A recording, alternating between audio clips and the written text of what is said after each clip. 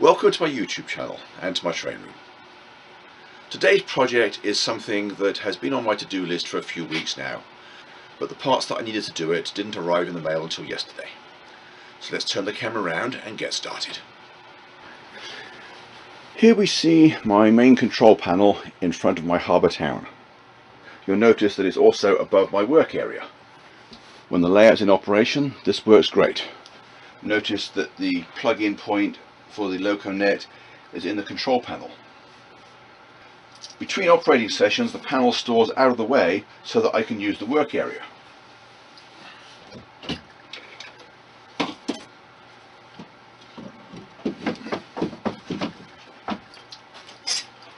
There we are, conveniently out of the way. The only trouble is I now don't have anywhere in this area to plug in my throttles if I'm testing locomotives.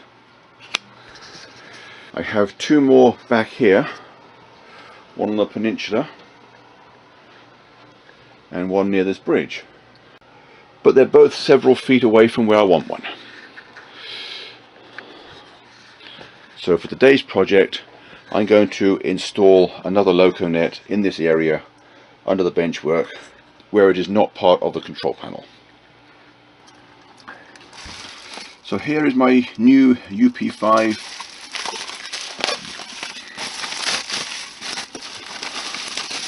It comes in two pieces, cover plate and the circuit board have to be assembled. It takes only a matter of seconds to do so.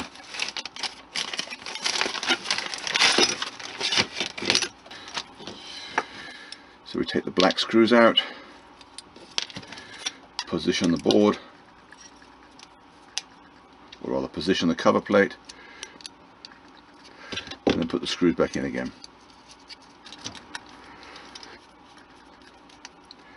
And that's all the assembly required.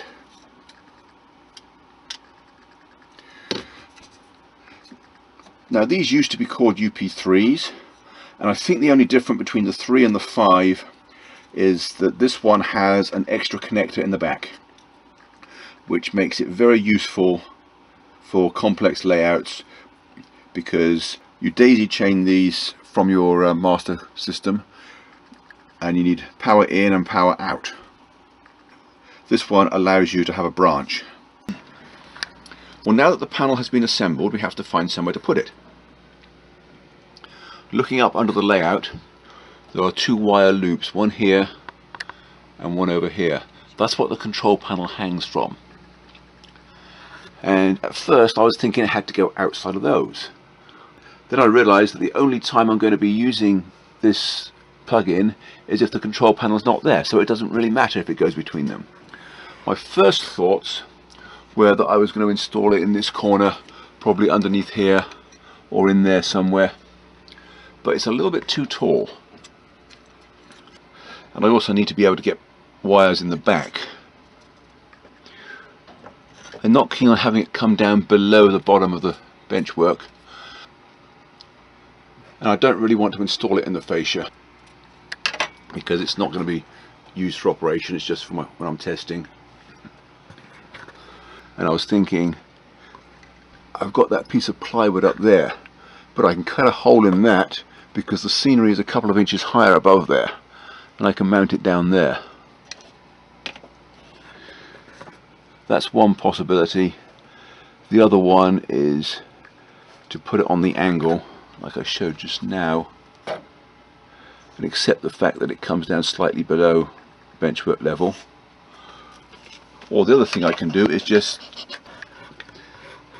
hi Zeus, this is the puppy. You're on candid camera, Zeus. Alright, sorry about that diversion. As I was saying,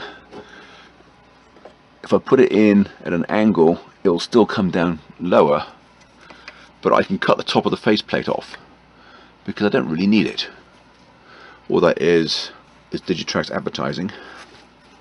But I've decided to mount it under here. I've cut a couple of wood blocks at an angle that will just mount on there,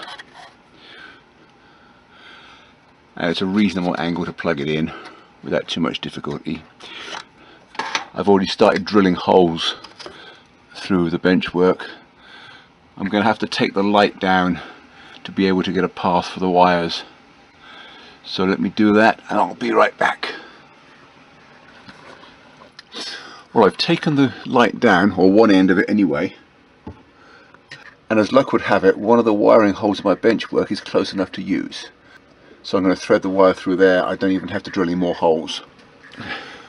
Now, since the control panel is at the end of the run, what I'm going to do is unplug that one, and I'm going to make that the feed to my new panel up here, and then I'm going to take a short wire from here to the control panel, so that my control panel is still the end of the run and only needs one wire to it. I think I have some really short cables somewhere, and if I don't, I have the cable maker, so I will just get one the right size and I'll be right back. Okay, this is a 5-foot cable that I found, so I'm just going to test it before I install it. Plug that in there, plug the throttle into the new one, and run a train.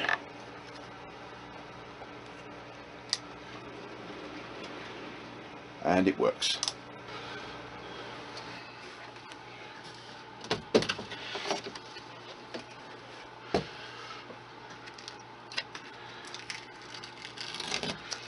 What I've got to do is take this wire out of here and put the short one in. Hopefully this one, having been folded for so long, is not going to be a problem.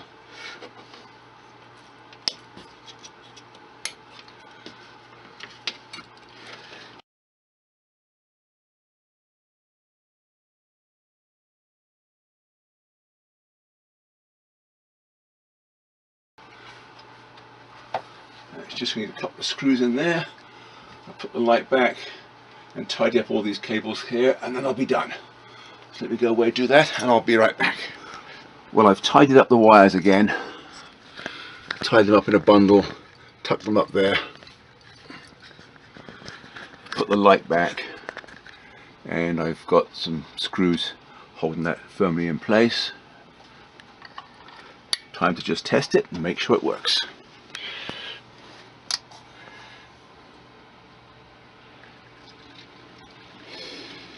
Okay, this one works.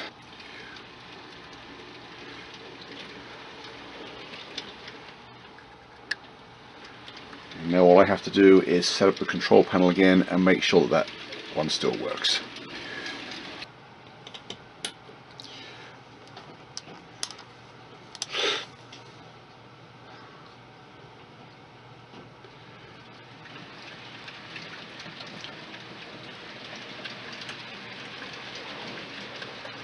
Okay, that's good. The original panel still works. So I guess we can call that done. So there we are.